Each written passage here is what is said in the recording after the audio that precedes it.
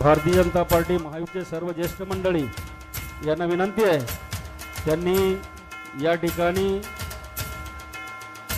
अहिल्यादेवी होळकर यांची प्रतिमा देऊन आपले नेते आदरणीय देवेंद्रजी यांचा सत्कार करतील। त्यानंतर वारकरी संप्रदायामार्फत चांदवड तालुका वारकरी संप्रदायामार्फत विठ्ठल रुक्मिणीची मूर्ती या ठिकाणी आदरणीय उपमुख्यमंत्री देवेंद्रजी फडणवीस यांना देऊन त्यांचा मंडळी सन्मान करतायत। त्याचबरोबर या ठिकाणी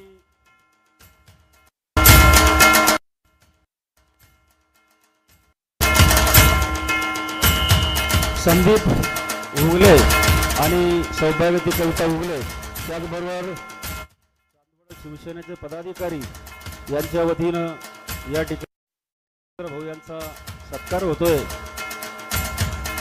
तेव्हा संदीप उगले, कविताताई उगले, त्याचबरोबर चांदवडचे शिवसेनेचे पदाधिकारी यांना विनंती आहे, त्यांनी या ठिकाणी आपल्या राज्याचे उपमुख्यमंत्री तथा गृहमंत्री देवेंद्रजी फडणवीस यांचा सत्कार करतायत, त्यांनी तो करावा।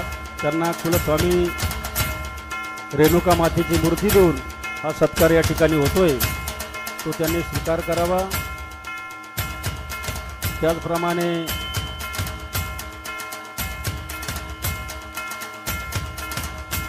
बाळासाहेब माळी यांच्या मार्फत देखील विठ्ठल रुक्मिणीची मूर्ती देऊन या ठिकाणी देवेंद्रचा सत्कार झाला आहे। या ठिकाणी महानव पंथाच्या मार्फत देखील या ठिकाणी देवेंद्रजी फडणवीस यांचा या ठिकाणी सत्कार होतोय, तो त्याने स्वीकार। या ठिकाणी हा सत्काराचा कार्यक्रम या ठिकाणी आटपून आपण पुढील कार्यक्रमाला सुरुवात करूया।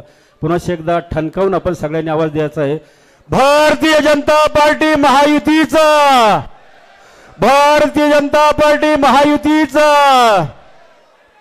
या ठिकाणी आपल्या सर्वांचे लाडके आमदार तथा महायुतीचे आपले लाडके उमेदवार माननीय डॉक्टर राहुल दादा आहेर यांना विनंती करते आणि कृपया या ठिकाणी आपल्याला संबोधित करावं।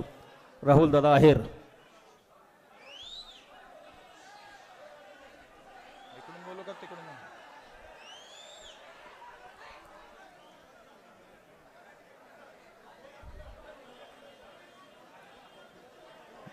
भारतीय जनता पार्टी इकडून घेऊ।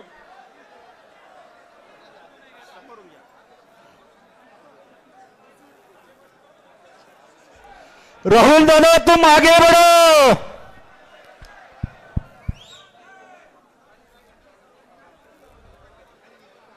भारतीय जनता पार्टी, शिवसेना, राष्ट्रवादी काँग्रेस पार्टी व आरपीआय आठवले गटाच्या महायुतीचा अधिकृत उमेदवार म्हणून आज माझ्या प्रचारार्थ इथे आलेले आमचे सर्वांचे मार्गदर्शक, या महाराष्ट्राचे सर्वात मोठे नेते, या राज्याचे उपमुख्यमंत्री आदरणीय देवेंद्रजी फडणवीस साहेब, मंचावर उपस्थित असलेले सर्वच मान्यवर आणि खऱ्या अर्थाने ही निवडणूक ज्यांनी हाती आता घेतलेली आहे ते समोर उपस्थित असलेले माझे सर्व ईश्वरी रूपी आपण सर्व कार्यकर्ते।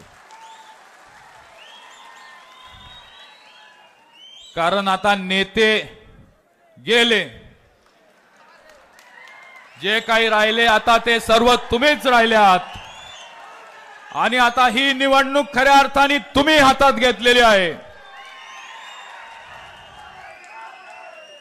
ज्यांना ज्यांना काही लाभ मिळाला ते सर्व पहिल्या याच्यानी सोडून गेले आणि ज्यांना काहीच नाही मिळालं ते माझ्या बरोबर राहिले।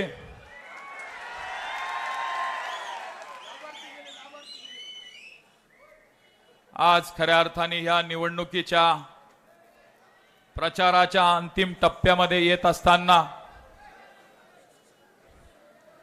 सर्वप्रथम तर सरसेनापती हिंदू हृदय सम्राट बाळासाहेब ठाकरेंची आज पुण्यतिथी आहे. त्यांना मी विनम्र अभिवादन करतो. या मागच्या 10 वर्षामध्ये आपल्या सर्वांच्या आशीर्वादाने काम करत असताना आणि आमच्या सर्वांचे मार्गदर्शक आदरणीय देवेंद्रजी फडणवीसांच्या मार्गदर्शनाने या युती सरकारच्या मार्फत एक मोठं काम आपल्या ह्या मतदारसंघामध्ये आपण उपस्थित करू शकलो, त्याबद्दल मला सार्थ अभिमान आहे. आज 10 वर्षानंतरही ही निवडणूक आपण प्रचाराच्या वेळेस फक्त आपण केलेल्या विकास कामांच्या जोरावर आपण मतांचा जोगवा मागतोय. आणि विरोधकांना आता टीका करायला कुठलीच जागा नाही, तर ते म्हणता आमदार फोन उचलत नाही. 10 वर्षानंतर माझ्यावर साहेब एकच टीका होते, आमदार फोन उचलत नाही. पण आता त्याच्यातही माझी खूप प्रमाणामध्ये सुधारणा आता मी केलेली आहे. पण 10 वर्ष प्रामाणिकपणे काम करत असताना, या जनतेची सेवा करत असताना कधीच आपल्या आमदारकीचा बडेजाव नाही केला. कधीच एखाद्या,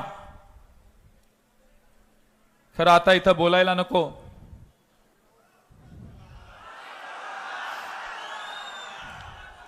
काही गोष्टी बोलल्या नाही तर त्या जास्त बऱ्या राहतात. पण ज्या पद्धतीने या मागच्या 2-3 आठवड्याचं राजकारण चालू आहे, ही 15 दिवसाची निवडणूक होऊन जाईल, पण लोकांचे मनभेद करणं, मतभेद करणं, संभ्रम पसरवणं, खोटे नाटे आरोप करणं, यालाही कुठल्या तरी मर्यादा असल्या पाहिजे. एवढंच मला या राजकीय पार्श्वभूमीवर बोलावंसं वाटतं. आणि ती आपली भारतीय जनता पक्षाची संस्कृती पण नाही आणि माझी पण संस्कृती नाही. त्याच्यामुळे विरोधक काही बोलले तरी त्याच्यावर जसंच्या तसं उत्तर देण्याच्या ऐवजी मी माझ्या कामातनं उत्तर देईल, एवढाच मी तुम्हाला शब्द देतो. ज्या पद्धतीने ह्या 10 वर्षामध्ये काम करत असताना आपल्या परिसरातील भौतिक सुधार असतील, रस्त्यांचं जाळं असेल, एक ना अनेक प्रकल्प इथं मार्गी लावत असताना खरा सर्वात महत्वाचा विषय, आपले हे दोन्ही तालुके अत्यंत दुष्काळाला कायम सामोरे जाणारे तालुके आहेत. दुष्काळ आपल्या 5वीला पोचलेला आहे आणि म्हणून कोणी काही जरी म्हटलं तरी मागच्या 10 वर्षापासून या जलसंधारणाचे आणि जलसिंचनाचे काम सरकार दरबारी पाठपुरावा करत राहून हे मोठ्या प्रमाणामध्ये सोडवण्याचं काम आम्ही केलंय. मग 2014 पासून सुरू झालेला नार पारचा या नदी जोड प्रकल्पाचा प्रवास गेल्या 3-4 दशकापासून आपल्या ह्या परिसरातील अनेक नेत्यांनी या नार पारच्या विषयावर काम करण्याचा प्रयत्न केला. प्रत्येकाने त्याच्यामध्ये योगदान दिलं.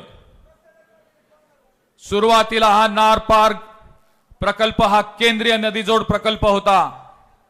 महाराष्ट्र, गुजरात आणि आपल्या केंद्राच्या या तिन्ही संस्था मिळून हा प्रकल्प होणार होता. पण मला सार्थ अभिमान आहे की त्यावेळेस मुख्यमंत्री आदरणीय देवेंद्रजी फडणवीस साहेब होते. 2019 मध्ये ज्या वेळेस महाराष्ट्र आणि गुजरातच्या वाटाघाटींमध्ये शेवटच्या टप्प्यांमध्ये ही वाटाघाटी आली आणि गुजरात राज्याने त्यांच्या हक्कापेक्षा जास्त पाण्याची मागणी केली. तत्कालीन आपल्या मुख्यमंत्री महोदयांनी हा आपला सर्वांचा जो पाण्याचा प्रश्न आहे हा ओळखून आपल्या मुख्यमंत्री महोदयांनी हा निर्णय घेतला. पैसा पूर्ण आपण देऊ, पैसा जास्त लागला तरी चालेल, पण भविष्यात पाणी मिळू शकत नाही, म्हणून पाणी जास्त देणार नाही. हा प्रकल्प महाराष्ट्र एकटा स्वतःच्या खर्चाने करेल. आणि म्हणून 2019 पासून हा प्रकल्प केंद्रीय नदीजोड प्रकल्पाच्या ऐवजी हे महाराष्ट्राचे प्रकल्प झाले आणि महाराष्ट्राचे प्रकल्प झाल्यानंतर गिरणेचा प्रकल्प जो आहे नार पार गिरणा याचं नियोजन तापी खोरं विकास महामंडळ करतंय। उर्वरित गोदावरीमध्ये जे 3 प्रकल्प आहेत ज्याच्यामध्ये आपला पार गोदावरी आहे, दमनगंगा आहे, एकदरे आहे, हे तिन्ही प्रकल्प आपलं गोदावरी महामंडळ करतंय। आज विरोधक कुठेतरी आपल्यामध्ये संभ्रम तयार करण्याचं वातावरण करतात की देवळ्याचा प्रकल्प झाला मग चांदवडचा प्रकल्प का होत नाहीये। गिरणा खोऱ्याचा प्रकल्प झालाय, गोदावरी खोऱ्याचा प्रकल्प पण झाल्याशिवाय राहणार नाही, ही माझी तुम्हाला शब्द आहे। कारण ज्या पद्धतीने नार पार गिरणा प्रकल्प झाला, आदरणीय उपमुख्यमंत्री देवेंद्र फडणवीस साहेबांचे तर जितके आभार मानू तितके कमी आहे। कारण 7,452 कोटी रुपयाचा हा प्रकल्प हा जर आज कोणाच्या मुळे जर मान्यता मिळाली असेल तर मी छाती टोकपणे सांगू शकतो की आमचे नेते आदरणीय देवेंद्रजी फडणवीस साहेबांमुळेच मिळालेली आहे।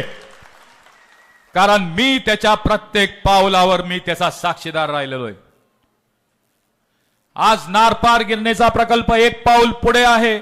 पार गोदावरीचा आपला 4.5 TMC पाणी गोदावरीमध्ये फिरवणं, तेच आपल्या पुणेगाव पासून दरसवाडी पासून तळेगावच्या पुढे जाणार आहे। तेच पाणी आपण हाय राईज कॅनलनी आपण चांदवड पर्यंत आणणार आहे। आता विरोधक म्हणता हे मागे का होऊ शकलं नाही, पण मागे जोपर्यंत पाणी उपलब्ध होत नव्हतं तोपर्यंत हा प्रकल्प होऊ शकत नव्हता। एवढी साधी गोष्ट त्यांनाही माहिती आहे, पण तुमची दिशाभूल करण्याचा प्रयत्न ते करतायत। अवघ्या काही महिन्यामध्ये हे पार गोदावरीच्या प्रकल्पाला पण मान्यता मिळेल, कारण माझ्या नेत्यावर पूर्ण विश्वास आहे। आज नार पार गिरणा प्रकल्प जो हा गिरणा खोऱ्यामध्ये झालेला आहे, ही सर्वस्वी आमच्या नेत्याची साथ आणि आमच्या नेत्यांचा आशीर्वाद आहे की 32,000 हेक्टर जे नाशिक जिल्ह्यातलं ओलिता खाली येणार आहे, जे बारमई होणार आहे, त्याच्यापैकी तब्बल 16,000 हेक्टर म्हणजे या नार पार गिरणा प्रकल्पाचा तब्बल अर्धा भाग हा देवळा तालुक्याचा बारमई होणार आहे। एवढं मोठं काम खऱ्या अर्थाने या नार पार गिरणा प्रकल्पाने झालेलं आहे। आणि त्याच पद्धतीने हे 4.5 TMCचं पाणी आपलं पार खोऱ्यातलं हे गोदावरीमध्ये आपण वळून आपल्या चांदवड तालुक्याच्या पुणेगावचा भाग आणि ह्या आपल्या दोडांबे कान मंडळापासून तर चांदवडचा भाग, जसं आपण नारपार गिरण्याला हाय राईज कॅनल काढला, वाढीव 3,000 हेक्टर आपण त्याच्यामध्ये ओलिता खाली आणले, तसाच आपला हा हाय राईज कॅनल पण आपल्या डोंगर पायथ्याशीच्या गावांना पिण्याचा आणि शेतीचे पाणी दिल्याशिवाय राहणार नाही, याचा माझ्या मनामध्ये ठाम विश्वास आहे। सिंचनाचे हे 2 मोठे प्रकल्प आपले आज मार्गी लागले। खरं माकोडो धरणासारखा प्रकल्प आपला मार्गी लागला। आज राऊड, उसवाड, डोंगरगाव, दुगाव, कोकणखेडे चारीचा प्रश्न मार्ग लागला। आज आपल्या नागिन बोगद्यापासून पिंपळगाव वाखारी असेल, मेशी असेल, डोंगरगाव असेल, खडकतळे असेल, त्याचा प्रकल्प आज मार्गी लागला। एक ना एक नदी जोड तिथल्याच्या पाणी वळण योजनांचे प्रकल्प आज आपल्या ह्या महायुतीच्या शासनाने आपल्या सर्वांसाठी ते आज त्यांनी उपलब्ध करून दिले। त्याच्यामुळे येणाऱ्या काही वर्षामध्येच आपल्याला हा दुष्काळी तालुक्याचा कलंक मिटवण्याचं आपलं जे स्वप्न आपण एवढे वर्ष बघत होतो ते स्वप्न आपलं नक्कीच पुरं होईल, हा माझ्या मनामध्ये विश्वास आहे। कामं करत असताना सिंचनाच्या कामांना प्राधान्य देऊन आज जवळजवळ 70-80% सिंचनाचे काम आज पूर्ण झाले। एक मोठा आपला प्रकल्प अजून तो पूर्ण झाल्यावर आपल्याला भविष्य काळामध्ये पाण्यासाठी इकडं तिकडं मारामाऱ्या कराव्या लागणार नाही। उर्वरित आपला ओझरखेडचा कालवा असेल, त्याचा स्तरीकरण असेल, इतरही आपले जे काही धरणांचे काम असतील, हे भविष्य काळामध्ये त्याचा प्राधान्य देऊन आपल्याला ते करायचे। काम करत असताना आपल्या इथले दळणवळणाचे मोठ्या प्रमाणामध्ये प्रश्न आज मार्गी लागलेत। आज माता भगिनींसाठी एक मोठ्या प्रमाणामध्ये ह्या शासनाची ही मुख्यमंत्री माझी लाडकी बहीण योजना जी आहे, साहेब, आम्ही तब्बल 1,00,000 पेक्षा जास्त महिलांना आमच्या ह्या मतदारसंघामध्ये ही मुख्यमंत्री माझी लाडकी बहीण योजनेचा लाभ देतोय। तब्बल 15 कोटी रुपये दर महिन्याला आमच्या ह्या मतदारसंघामध्ये आपल्या युती शासनाच्या एकट्या मुख्यमंत्री माझी लाडकी बहीण योजनेचे येत आहेत। 5 महिन्याचे 75 कोटी आले म्हणजे आमची ही ग्रामीण अर्थकारणाची चालना 75 कोटी रुपयांनी आमचे हे ग्रामीण अर्थकारणाचे चाक फिरले। छोट्या मोठ्या दुकानदारांना त्याच्यापासून लाभ होणार आहे, कारण हे 15 कोटी जेव्हा दर महिन्याला आमच्या बहिणींच्या खात्यात येतात तेव्हा ते खात्यात पडून राहत नाही, त्याचा वापर कुठेतरी ते एखाद्या दुकानात करता आपल्या आरोग्यासाठी काहीतरी घेत असतील, आपल्या मुलांसाठी घेत असतील, आपल्या परिवारासाठी खर्च करत असतील। आणि म्हणून ही योजना खऱ्या अर्थाने अत्यंत क्रांतिकारी अशी योजना आहे। भविष्य काळामध्ये आपल्या ग्रामीण अर्थकारणाला सर्वात मोठी चालना देणारी योजना आहे।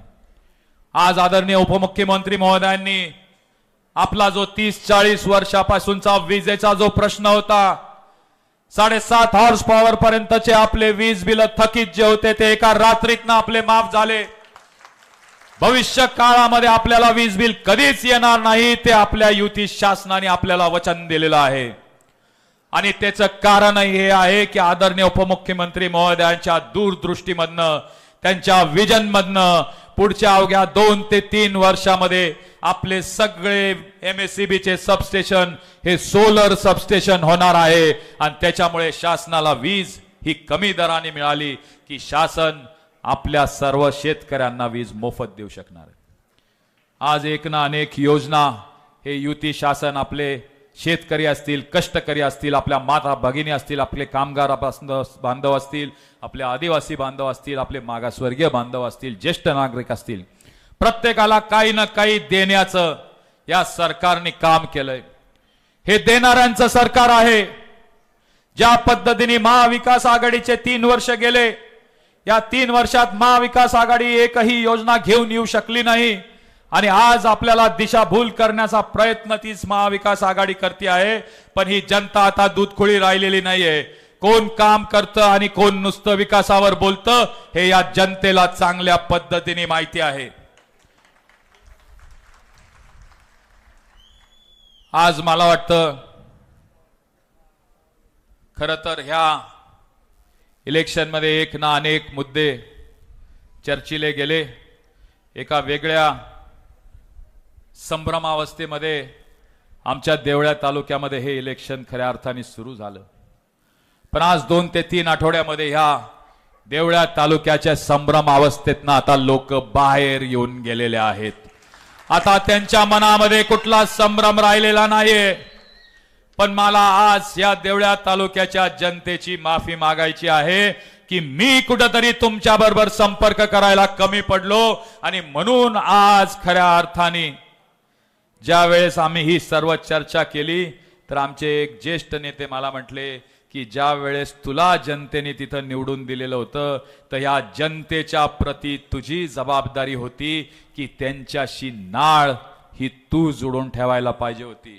पण तरीही आज तुम्ही मला पदरात घेतलेलं आहे, तरीही एवढ्या मोठ्या प्रमाणामध्ये ही सामान्य जनता देवळ्या तालुक्यामध्ये मोठा प्रतिसाद देते आहे। मी तुमचे जेवढे आभार मानेल तेवढे कमीच आहे। आणि एक गोष्टीची मी तुम्हाला खात्री देतो, आज माझ्या ह्या काळामध्ये जो सामान्यातला सामान्य माणूस त्याचा हात माझ्या डोक्यावर सावली घेऊन उभा आहे, मी तुमची साथ कधीच सोडणार नाही। आणि जो तुमच्या मनामध्ये संभ्रम आहे राजकारणामध्ये, याच्या पुढे गोड कधी होणार नाही। 10 वर्ष झाले साहेब, पहिल्या वेळेस माझ्या विरोधात जे उभे राहिले, दुसऱ्या दिवशीपासून मी त्यांना समोर बरोबर घेऊन काम करायला सुरुवात केली। पण आज परिस्थिती अशी झाली की मी नेत्यांच्या ऐवजी जनतेशी इमान राखला म्हणून नेते सोडून गेले, पण जनता माझ्या मागे उभी राहिली। खऱ्या अर्थाने ही निवडणूक जेवढी माझ्या परीक्षेची आहे, ही निवडणूक तुमच्या पण परीक्षेची आहे। ही निवडणूक देवळ्या तालुक्यासाठी वेगळी आहे, चांदवड तालुक्यासाठी वेगळी आहे। मला वाटतं मनोज का काहीतरी त्याच्या भाषणामध्ये म्हणत होता की चांदवड तालुक्यामध्ये, कोण मनोजच बोलत होता का काय, की 10 वर्षामध्ये अत्यंत शांतता चांदवड तालुक्यामध्ये आहे. आता देवळ्या तालुक्यामध्ये पण अत्यंत शांतताच आपल्याला करायची आहे. म्हणून जाता जाता मी आपल्याला एकच विनंती करेल, कारण आपल्याला आदरणीय देवेंद्रजी फडणवीस साहेबांचं मार्गदर्शन ऐकायचं आहे. कारण आपल्याला त्यांच्या विचारावरनं बोध घेऊनच आपण राजकारणामध्ये पुढे मार्गस्थ होत असतो. पण जाता जाता आपल्याला मी एकच विनंती करेल, आणि आपण कृपया ही विनंती गांभीर्याने घ्या, एवढीच माझी आपल्या सर्वांना कळकळीचं सांगणं आहे. आपण 20 तारखेला मतदानाला जाणार आहोत. आपण 20 तारखेला मतदानाला जात असताना आपल्याला पुढच्या 5 वर्षासाठी आपल्याला ही निवडणूक करायची. ही या 3 आठवड्याची निवडणूक नाहीये, ही या 15 दिवसाच्या संभ्रमाची निवडणूक नाहीये. या 15 दिवसामध्ये कोण खोटं नाटक प्रलोभन दिले, कोण रात्री तुम्हाला भेटलं, कोण सकाळी तुम्हाला भेटलं, कोणी तुम्हाला काय केलं, याची निवडणूक नाहीये. या 3 आठवड्यामध्ये काय झालं याच्यापेक्षा भविष्यातले 5 वर्ष काय होणार आहे, हे आपल्या भविष्याचे 5 वर्ष जास्त महत्वाचे आहे. आणि म्हणून तुम्हाला मी विनंती करतो, येणाऱ्या 20 तारखेला आपण जेव्हा मतदान केंद्रामध्ये जाऊ तेव्हा सगळे संभ्रम आपल्या मनामधनं दूर करा. भविष्याचे 5 वर्ष आपल्याला कोण न्याय देऊ शकतो, हा 1 सेकंद डोळे बंद करून विचार करा. आणि एकदा की तुम्ही त्या गोष्टीवर विचार केला तर तुम्हाला कमळ शिवाय दुसरी निशाणी दिसूच शकत नाही, हा माझ्या मनामध्ये ठाम विश्वास आहे. म्हणून मी आपल्या सर्वांना विनंती करतो, 20 तारखेला मतदान करायला जात असताना 2 नंबरला आपलं नाव आहे. या 2 नंबरच्या कमळ निशाणी समोरचं बटन दाबा. जे आशीर्वाद आजपर्यंत तुम्ही माझ्या पाठीशी ठेवले तेच आशीर्वाद एकदा पुनश्च एकदा द्या, एवढं सांगतो. माझे 2 शब्द संपवतो. जय हिंद, जय महाराष्ट्र. दादा धन्यवाद दादा. यानंतर आपल्या सगळ्यांचे नेते, राज्याचे उपमुख्यमंत्री तथा गृहमंत्री आणि आपल्या सगळ्या लाडक्या बहिणीचे लाडके भाऊ माननीय श्री देवेंद्रजी फडणवीस यांना विनंती करतो, कृपया सभेला संबोधित करावं. धन्यवाद. भारत माता की, भारत माता की, छत्रपती शिवाजी महाराज की, धर्मवीर छत्रपती संभाजी महाराज की. येळकोट येळकोट, येळकोट येळकोट. हिंदवी स्वराज्याचे सरसंस्थापक छत्रपती शिवरायांना मानाचा मुजरा करतो. भारतीय राज्यघटनेचे शिल्पकार भारतरत्न डॉक्टर बाबासाहेब आंबेडकर यांना मानवंदना अर्पित करतो, ज्यांनी अखिल हिंदुस्थानात हिंदूंच्या विटंबना झालेल्या मंदिरांची पुनर्स्थापना केली. त्या राजमाता अहिल्यादेवी होळकर यांच्या चरणी नतमस्तक होतो. आज मंचावर उपस्थित असलेले आपल्या सर्वांचे लाडके उमेदवार, आपले लोकप्रिय आमदार, आणि जे तुमच्या सगळ्यांच्या आशीर्वादाने 23 तारखेला हॅट्रिक करणार आहेत आणि 3ऱ्यांदा निवडून येणार आहेत, ते डॉक्टर राहुल दादा आहेर, माननीय डॉक्टर भारतीताई पवार, मध्य प्रदेश मधचे खासदार राहुल सिंग लोधी, गुजरातचे आमदार केनू शंकरराव वाघ, सुनील भाऊ बच्छाव, त्याचप्रमाणे भाऊलाल तांबडे, रवींद्र पगार, भूषण कासलीवाल, शांताराम ठाकरे, बाळासाहेब माळी, विलास डोमासे, अशोक भोसले, निवृत्ती पाटील, मनोज शिंदे, रघुनाथ अहेर, निलेश ढगे, प्रतापरावजी दिघावकर, राजाभाऊ अहिरे, मोहन शर्मा, मंचावर उपस्थित सर्व मान्यवर आणि या ठिकाणी उपस्थित माझ्या सर्व लाडक्या बहिणींनो आणि तितक्याच लाडक्या भावांनो, आज हिंदू हृदय सम्राट शिवसेना प्रमुख बाळासाहेब ठाकरे यांची पुण्यतिथी आहे. ज्या वाघानं हिंदूंना हिंदू म्हणून जगायला शिकवलं ते शिवसेना प्रमुख बाळासाहेब ठाकरे सातत्याने आम्हाला प्रेरणा देतात आणि म्हणूनच त्यांच्या पुण्यतिथीच्या निमित्ताने मी त्यांना नमन करतो, अभिवादन करतो. चांदवडची रेणुका माता, चंद्रेश्वर महादेव यांचे आशीर्वाद माझ्याकरताही घेतो, राहुल दादांकरताही घेतो आणि तुमच्या सगळ्यांकरता या ठिकाणी घेतो.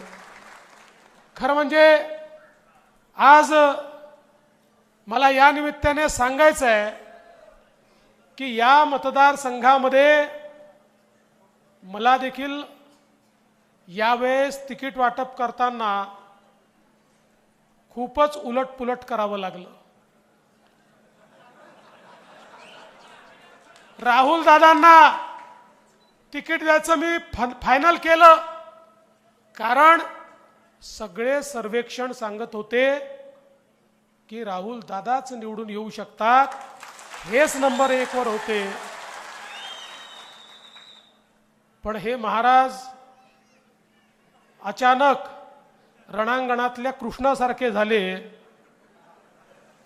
आणि हत्यारं खाली ठेवून समोर तर माझे सगळे आप्त आहेत, त्यांच्याशी कसा लढू असा मत मांडत माझ्याकडे आले आणि म्हणाले, नाही तुम्ही केदारनाथाला तिकीट द्या. म्हटलं राहुल भाऊ होणार नाही. म्हणाल नाही, आमचा परिवार तुटेल, त्यापेक्षा याची इच्छा आहे याला करून टाका. आणि शेवटी आपल्याला सांगतो, त्यांच्या आग्रहा खातर मी वरती बोलून हे सांगितलं की नाही केदारनाथ करा. ते म्हणाले अहो पण कसं करणार आहे, आमच्या पण सर्वेमध्ये राहुल अहिरेच दिसतात. म्हटलं आता बघा, एकच घर आहे, भाऊ आहेत, हे आहे ते आहे, सगळ्या 50-50 गोष्टी सांगितल्या आणि जवळपास ते फायनल केलं. पण तुम्हाला सांगतो, त्यानंतर चांदवड आणि देवळ्याच्या लोकांनी जो माझ्यावर हल्ला केला, कोणी ऐकायलाच तयार नव्हतं.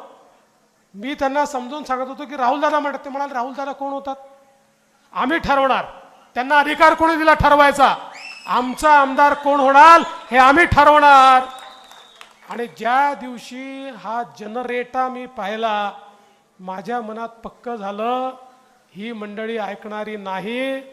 यांनी मनातनं ठरवलं आहे राहुल दादालाच निवडून द्यायचं आणि मग ठाम मत बनवलं. आणि मी राहुल दादांना सांगितलं कि एक बार मैंने तय कर लिया तो मैं खुद की भी नहीं सुनता. आता तुम्ही चुपचाप शांत बसा. आता चांदवड देवळा मतदारसंघातनं भाजपचा उमेदवार डॉक्टर राहुल अहिरच असेल आणि त्याची घोषणा केली. आणि मला आनंद आहे की आपण सगळ्यांनी ही निवडणूक आपल्या हातामध्ये घेतली आहे. आता कोणी चंद्रावरनं जरी खाली उतरला तरी या निवडणुकीचा निकाल बदलू शकत नाही. या निवडणुकीचा निकाल पक्का आहे. राहुल दादा प्रचंड मताने निवडून येणार आहेत. फक्त राहुल दादा, आता तुमच्या लक्षात आलं असेल, तुम्ही देवळ्यामध्ये बिनपगारी फुल अधिकारी जे नेमले होते, असं करू नका. आपले चांगले कार्यकर्ते, सामान्य कार्यकर्ते, नेते, पदाधिकारी यांनाच अधिकार द्या. म्हणजे मी म्हणायला जरी बिनपगारी म्हटलं तरी त्यांचा पगार काय होता मला सांगण्याची आवश्यकता नाही आहे. पण जाऊ द्या, कालपर्यंत आपल्यासोबतच होते, त्यामुळे फार त्यांच्यावर बोलायचं काय. पण मी हेच सांगण्याकरता आलो आहे की खऱ्या अर्थानं आपल्याला या ठिकाणी राहुल दादांसारखा अतिशय शांत, पण वेळ पडली तर तेवढाच कणखर, आपलं काम समजून घेणारा, विधानसभेमध्ये बोलत असताना ज्याच्या ठाई प्रचंड आपल्याला ज्ञान दिसतं, आपला मुद्दा मांडताना हे लक्षात येतं की या माणसाला खोलवर माहिती आहे आणि ज्याची भाषणं विधानसभेमध्ये ऐकल्यानंतर मंत्री देखील त्याला नाही म्हणू शकत नाही, अशा प्रकारचा राहुल दादा हा आपला आमदार आहे. आणि त्यांनी सांगितलं ही गोष्ट खरी आहे, या महाराष्ट्रामध्ये नदी जोड प्रकल्प करायचे हा आपण विषय ज्यावेळेस हातामध्ये घेतला, मला आपल्याला सांगितलं पाहिजे, गुजरातमध्ये आणि आपल्यामध्ये पाण्याकरता डिस्प्यूट होता. त्या काळचं काँग्रेस राष्ट्रवादीचं सरकार होतं, त्यावेळेचे काँग्रेसचे मुख्यमंत्री होते. काँग्रेसच्या मुख्यमंत्र्यांनी गुजरात सोबत एक करार केला आणि त्या करारामध्ये त्यांना किती पाणी आणि आपल्याला किती पाणी अशा प्रकारचा निर्णय केला. नंतर मी मुख्यमंत्री झालो, मी त्या कराराप्रमाणे पुढे जायला लागलो आणि अचानक नाशिक जिल्ह्यातनं मोठ्या प्रमाणात ओरड चालू झाली, आमचं पाणी देत आहे, आमचं पाणी देत आहे, आमचं पाणी देत आहे. मी म्हटलं चालं काय बरं. मजेची गोष्ट, ज्या काँग्रेस सरकारने करार केला ते काँग्रेसचे लोकही म्हणायला लागले आमचं पाणी देत आहे. मी म्हटलं चाललं काय आहे. मग मी त्यातलं सगळं समजून घेतलं तर माझ्या लक्षात आलं की कराराप्रमाणे त्यांना पाणी द्यावं लागेल. जर हा इंटरस्टेट प्रोजेक्ट ठेवायचा असेल आणि केंद्र सरकारचे पैसे केवळ इंटरस्टेट प्रोजेक्टला मिळतात. मी निर्णय केला, महाराष्ट्र काही लेचपेचं राज्य नाही आहे, हे मजबूत राज्य आहे, आम्हाला कोणाचेही पैसे नको, आम्ही आमच्या पैशाने या ठिकाणी हा प्रोजेक्ट करू. आणि तो जो करार तेव्हाच्या काँग्रेस सरकारने केला होता, मी गुजरातच्या मुख्यमंत्र्यांना सांगितलं साहेब दोनच पर्याय आहेत, एक आम्ही जेवढं पाणी देतो तेवढं पाणी उकईमधनं आम्हाला परत करा तर आम्ही तुमच्याशी करार ठेवू, नाहीतर हा करार तोडून टाका, तुम्ही तुमचं काम करा, आम्ही आमचं काम करू. आणि मी तो करार तोडला आणि ठरवलं की महाराष्ट्रातनंच आम्ही हे काम या ठिकाणी पूर्ण करू. त्याच्यामध्ये नार पार होतं, त्याच्यामध्ये पार गोदावरी होतं.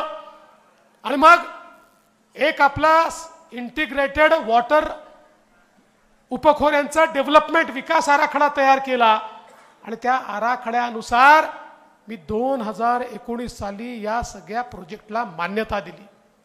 दुर्दैव आहे, ही मान्यता मिळाल्यानंतर महाविकास आघाडीचं उद्धवजींचं सरकार आलं, शरद पवार साहेबांचं सरकार आलं, काँग्रेसचं सरकार आलं. 2.5 वर्ष या फाईलवरची धूळ देखील त्यांनी झटकली नाही, धूळ देखील झटकली नाही.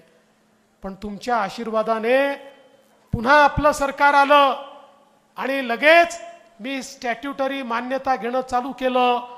केंद्र सरकार, जल बोर्ड, वॉटर बोर्ड सगळ्या मान्यता घेतल्या आणि या ठिकाणी नार पार गिरणा योजनेचं टेंडर त्या ठिकाणी काढलं आणि लवकरच पुढच्या 3 महिन्यामध्ये त्याचं काम आपण करणार आहोत. आणि इथे येत असताना मला माहिती होतं की या ठिकाणी देवळावाले तर आनंदित होतील, पण चांदवडवाले विचारतील त्यांचं केलं आमचं काय. काळजी करू नका, तुम्हाला पाणी मिळणार आहे या ठिकाणी गोदावरीतनं. आणि जे पार गोदावरीचं काम आहे तेही मी अंतिम टप्प्यात आणलेलं आहे. आज तुम्हाला शब्द देऊन जातो, पुढच्या 6 महिन्यामध्ये पार गोदावरीचा देखील सगळ्या मान्यता घेऊन टेंडर काढीन आणि या भागाला पूर्णपणे पाणीदार करण्याचं काम हे आपलं महायुतीचं सरकार करेल. आणि बघा तुमचं नशीब किती चांगलं आहे, हे सगळं करून आत्ता आपण काम सुरू केलं.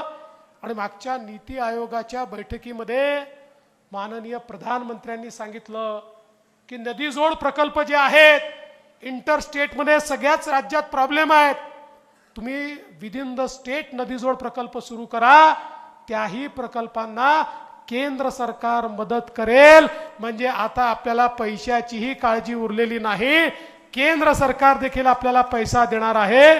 आणि म्हणून या भागामध्ये खऱ्या अर्थानं मोठ्या प्रमाणात हे प्रकल्प पूर्ण करून हा सगळा भाग पाणीदार करण्याचं काम आपल्या सरकारच्या माध्यमातून आपण करू. एकीकडे सिंचनाची कामं, जलसंधारणाची कामं ही मोठ्या प्रमाणात आपण केली.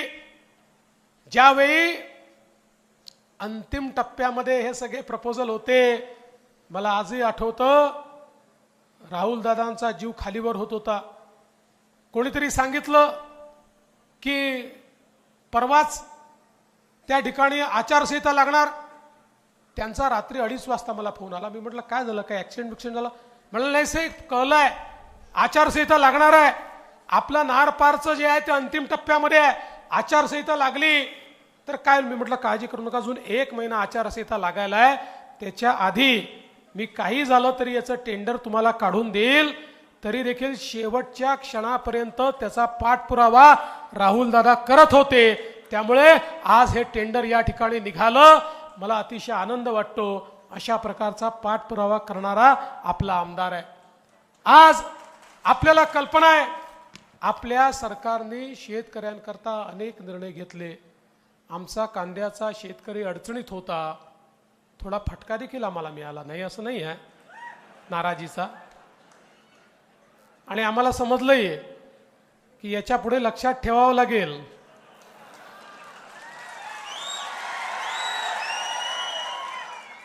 पानं थोडक्याने आमची बिचारी ताई राहून गेली ना, असं काय करताय?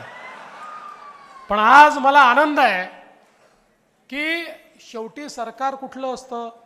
सरकार लोकांचं मत समजून घेणारं असतं. आपल्या सरकारने मत समजून घेतलं, कांद्यावरचे निर्बंध दूर केले. आणि आता तुम्हाला सांगतो, आम्हाला ठेच लागलेली आहे. आम्ही यापुढे ताकही फुंकून पिणार. त्यामुळे जोपर्यंत मोदी सरकार आहे अशी अचानक निर्यात बंदी वगैरे यापुढे लागणार नाही. हे सरकार तुमचं सरकार आहे. बघा, आंतरराष्ट्रीय बाजारपेठेमध्ये कापूस आणि सोयाबीनचा भाव पडला. मागच्या वर्षी खरीपामध्ये आम्ही सांगितलं होतं की आम्ही सोयाबीनला 5,000 रुपये हेक्टरी मदत करू.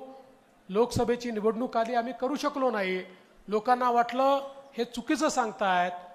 पण लोकसभेची निवडणूक संपल्याबरोबर सोयाबीनच्या शेतकऱ्याच्या खात्यामध्ये पैसा जमा करणं आम्ही सुरू केलं. 4,000 कोटी रुपये आम्ही शेतकऱ्यांच्या खात्यात दिले. यावर्षी सोयाबीन खरेदी करत असताना पावसाळा उशिरापर्यंत गेल्यामुळे सोयाबीनचं मॉइश्चर 18% गेलं.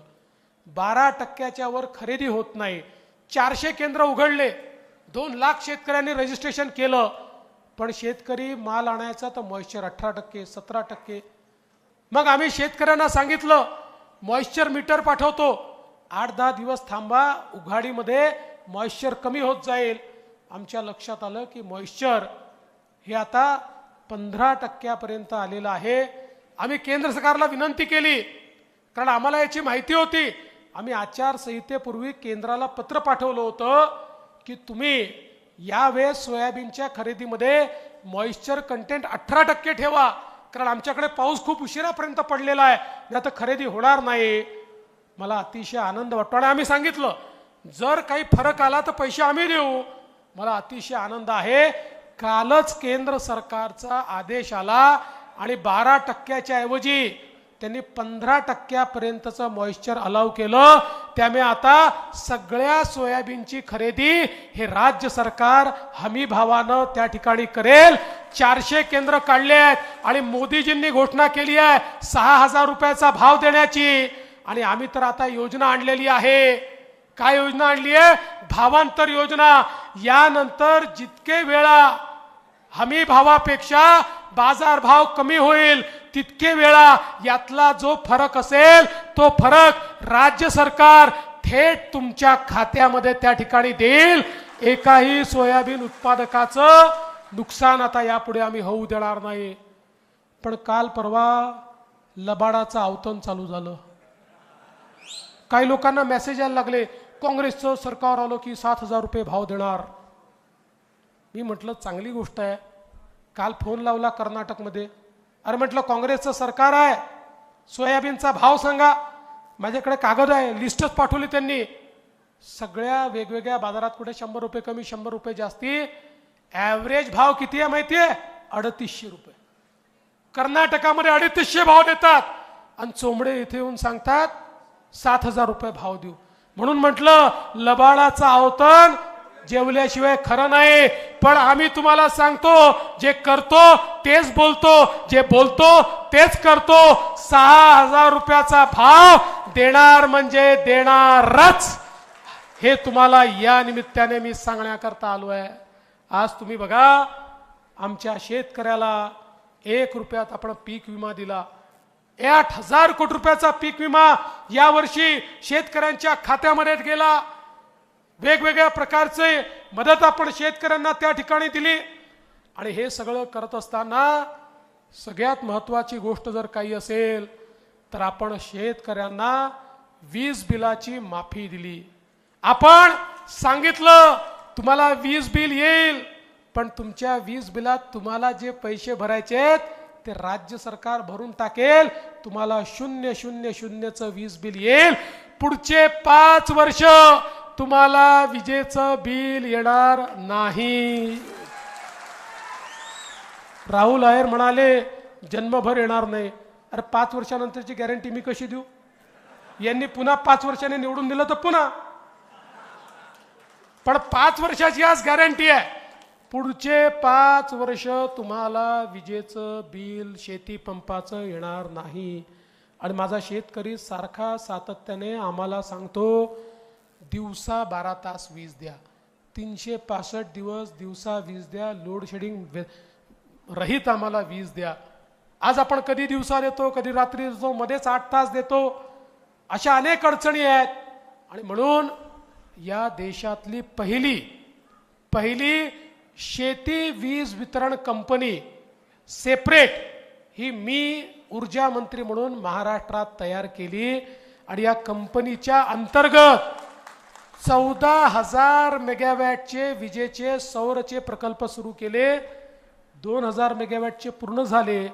18 महिन्यामध्ये 14,000 मेगावॅटचे प्रकल्प पूर्ण केल्यानंतर 365 दिवस आमच्या शेतकऱ्यांना दिवसा 12 तास अखंडित वीज मिळेल. आणि कोणाला रात्री पाहिजे असेल तर 24 तासाची वीज देखील या ठिकाणी मिळेल. ही व्यवस्था या महाराष्ट्रामध्ये आपण केली. आज आपल्याला 8 रुपयाला जी वीज पडते आणि 15,000 कोटी रुपयाची सबसिडी द्यावी लागते. या सौर ऊर्जेमुळे केवळ 3 रुपयाची ती वीज आपल्याला पडते आहे. त्यामुळे 5 रुपये आपले युनिटच्या मागे वाचतायत. तेच पैसे आम्ही आता तुमचं वीज बिल माफ करण्याकरता त्या ठिकाणी वापरणार आहोत. म्हणजे अशा प्रकारचं अर्थकारण उभं केलंय की शेतकऱ्यांना मोफत वीज तर देऊ, पण आमच्या खिशात म्हणजे सरकारच्या तिजोरीतही 2-3 वर्षानंतर पैसे मागावे लागणार नाही. ऑटो पायलट मोडवर तुम्हाला त्या ठिकाणी 0 वीज बिल येईल. अशा प्रकारची व्यवस्था आपण तयार केली. आणि आता तर आपण अजून एक निर्णय घेतलेला आहे. पुन्हा एकदा महायुतीचं सरकार आलं, आमचे राहुल दादा या ठिकाणी हॅट्रिक करून परत आले की आम्ही ठरवलंय शेतकऱ्यांना कर्जमाफी आम्ही देणार आहोत. शेतकऱ्यांच्या 7/12वर कर्जाचा उतारा राहणार नाही. अशा प्रकारचा निर्णय देखील आपल्या सरकारने घेतलाय. हे सरकार सामान्यांकरता काम करणारं सरकार आहे.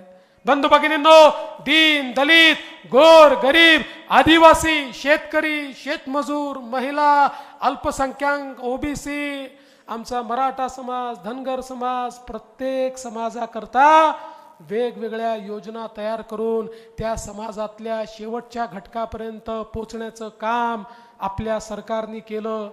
आणि आपल्या देशाच्या प्रधानमंत्र्यांनी आपल्याला एक संकल्प दिला. आणि तो काय संकल्प होता की आपल्याला जर विकसित भारत करायचा असेल तर या भारताची 50% लोकसंख्या म्हणजे आपल्या माता भगिनी या जोपर्यंत सामाजिक आर्थिक परिवर्तनाचा केंद्रबिंदू होत नाही तोपर्यंत या देशाला विकसित करता येणार नाही. आणि म्हणून प्रधानमंत्र्यांनी बेटी बचाओ बेटी पढाओ पासनं लखपती दीदी पर्यंतचे कार्यक्रम आखले. मागच्या काळामध्ये नाशिकमध्येच लखपती दीदीचा नाही, जळगावला झाला होता लखपती दीदीचा कार्यक्रम. लखपती दीदी म्हणजे मोदीजींच्या योजनेतनं व्यवसाय सुरू करून ज्या महिला वर्षाला 1 लाख रुपयापेक्षा जास्त पैसा कमावतात त्या लखपती दीदी आहेत. महाराष्ट्रामध्ये 11 लाख लखपती दीदी तयार झाल्या. आता 25 लाख करणार आहोत आणि 2028 पर्यंत 50 लाख लखपती दीदी आम्हाला करायच्या आहेत. डॉक्टर राहुल अहेर, तुम्हाला माझं आव्हान आहे, आम्हाला 50 लाख करायच्या आहेत. तुमच्या मतदारसंघात किमान माझ्या 25,000 लाडक्या बहिणींना लखपती दीदी तुम्ही करा. तुम्हाला जी मदत लागेल हा देवा भाऊ तुम्हाला मदत करेल, पण माझ्या लाडक्या बहिणी या लखपती दीदी झाल्या पाहिजे. आपण लेख लाडकी सारखी योजना सुरू केली, ज्या योजनेच्या अंतर्गत आपण घरामध्ये मुलगी जन्माला आली, ती जन्माला आल्याबरोबर 5,000 रुपये, ती 4थ्या वर्गात गेली की 5,000 रुपये, 7व्या वर्गात गेली की 7,000 रुपये, 11व्या वर्गात गेली की 8,000 रुपये, ती 18 वर्षाची झाली की 75,000 रुपये, असे 1 लाख रुपये त्या घराला देतो. घरामध्ये लक्ष्मी आली आहे याचं प्रत्यंतर यावं आणि मुलीच्या जन्माचं स्वागत व्हावं, अशा प्रकारची योजना आपण सुरू केली आहे. दुसरी योजना आपण सुरू केली, अलीकडच्या काळामध्ये आपल्याला कल्पना आहे उच्च शिक्षणामध्ये फी खूप मोठी द्यावी लागते. खाजगी कॉलेजमध्ये 2 लाख, 4 लाख, 5 लाखाची फी आहे. जो गरीब आहे, जो मध्यमवर्गीय आहे, त्याच्या घरी एक मुलगा असेल, एक मुलगी असेल, एकाला शिकवायची ऐपत असते. मग साहजिक मुलीला बोलावून सांगितलं जातं, बेटा डॉक्टर इंजिनियर करायचं आहे तर तुझ्या भावाला आम्ही शिकवतो, तू BA BCom करून टाक, तुझं तर आम्हाला लग्नच करायचं आहे. अतिशय हुशार असलेली ही मुलगी पैशा अभावी शिकू शकत नाही. पण आता आम्ही मुलीच्या आई बापाला सांगितलं, पैशा अभावी तुम्ही तुमच्या मुलीला शिकवू शकत नसाल, काळजी करू नका, मुलीचे मामा मुंबईच्या मंत्रालयामध्ये बसलेले आहेत, ते मामा मुलीचं शिक्षण करतील. आता 2 लाख, 4 लाख, 5 लाख, 6 लाख जी काही फी असेल, जी काही फी, ती सगळी फी राज्य सरकार भरणार. माझी प्रत्येक मुलगी शिकणार आणि विकसित भारत आणि विकसित महाराष्ट्र तयार करणार. हे काम आपल्या सरकारने केलं आहे. आपल्या महिलांकरता आपण त्या ठिकाणी ST मध्ये कन्सेशनची योजना सुरू केली. ST मध्ये 50% सूट आपण महिलांना दिली. 1.5 वर्षापासून योजना चालली आहे. योजना जेव्हा सुरू केली, ST महामंडळाचे लोक धावत आले, म्हणाले साहेब ही योजना करू नका. म्हटलं काय झालं? आधीच ST तोट्यात आहे, ही खड्ड्यात जाईल. अरे चिंता करू नका, गरज पडली तर आम्ही पैसे देऊ, पण ही योजना आपल्याला चालवायची आहे. 1.5 महिन्यापूर्वी पुन्हा आले, म्हटलं आता काय आहे? म्हणजे साहेब एक सांगायला आलो. म्हटलं काय? म्हणजे काही झालं तरी ही योजना बंद करू नका. अरे म्हटलं अजब लोक आहे, आधी येता सुरू करू नका, आता येता बंद करू नका. म्हणाले काय सांगायचं, योजना सुरू झाल्यापासनं इतक्या महिला प्रवास करायला लागल्या की तोट्यात असलेली आमची ST फायद्यामध्ये आली, त्यामुळे आता ही योजना बंद करू नका. मी देखील थोडी माहिती काढली. माझ्या लक्षात आलं, अलीकडच्या काळामध्ये आमच्या लाडक्या बहिणी आमच्या भाऊजींना सांगतात, तालुक्याला जायचं आहे, जिल्ह्याला जायचं आहे, तुम्ही घरी बसा, मीच जाऊन येते. तुम्ही गेलात, तिकिटाचे पैसे दुप्पट, तिथे गेल्यावर पान तंबाखू खर्रा ठर्रा काय काय कराल आणि पैसे बर्बाद करून याल. मी अर्ध्या पैशामध्ये घरचे पैसे त्या ठिकाणी वाचवते. त्यामुळे माझ्या लाडक्या बहिणीच आता बसनी निघालेल्या आहेत. पण बंधू भगिनींनो, या सगळ्याच्या सोबत एक अजून महत्वाची योजना आपण आणली.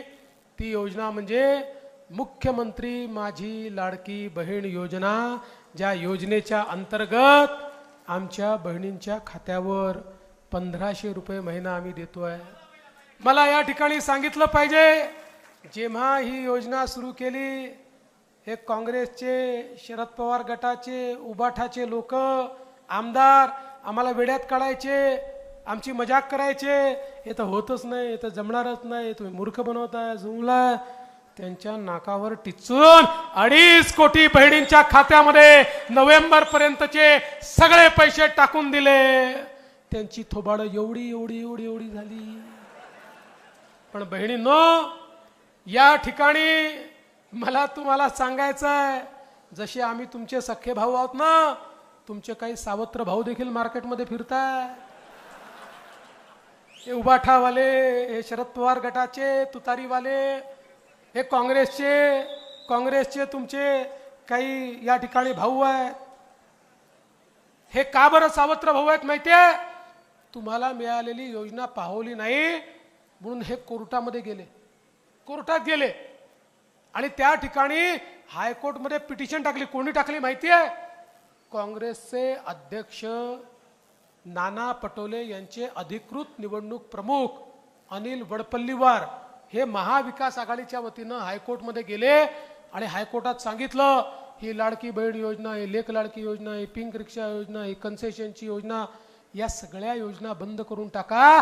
त्यांनी सांगितलं योजना म्हणजे पैशाचा चुराडा आहे, त्यामुळे या योजना बंद करा. पण काळजी करू नका, तुमचे सख्खे भाऊ त्या ठिकाणी होते.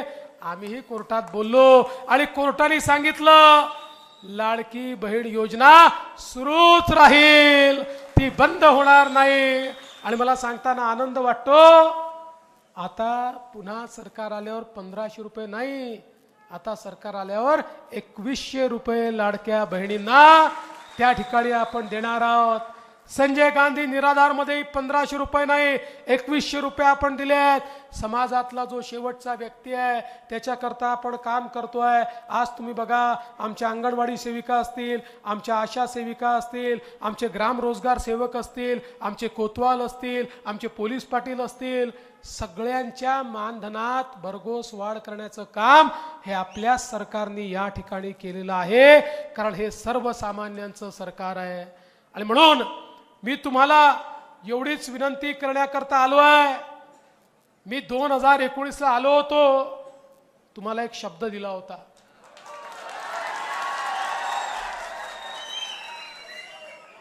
दुर्दैवाने माझ्याशी बेईमानी झाली, माझं सरकारच आलं नाही.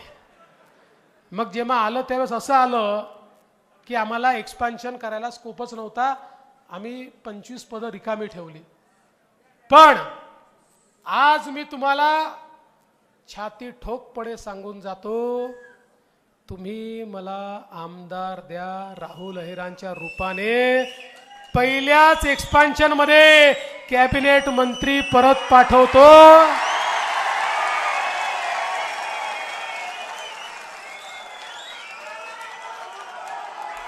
नाही, माझी एक अट आहे, एक अट आहे, लक्षात ठेवा. एक अट माझी आहे. एक अट अशी आहे, 20,000च्या आत लीड असेल तर राज्यमंत्री, मग कॅबिनेट नाही. 20,000च्या वर लीड असेल तर कॅबिनेट मंत्री मंजूर. त्यामुळे या महाराष्ट्रामध्ये पुन्हा एकदा महायुतीचं सरकार आणण्याकरता कमळाची बटन दाबा, मला आमदार द्या, मी तुम्हाला मंत्री देतो, एवढंच बोलतो आणि माझं बोलणं संपवतो. धन्यवाद. जय हिंद, जय महाराष्ट्र. भारत माता की.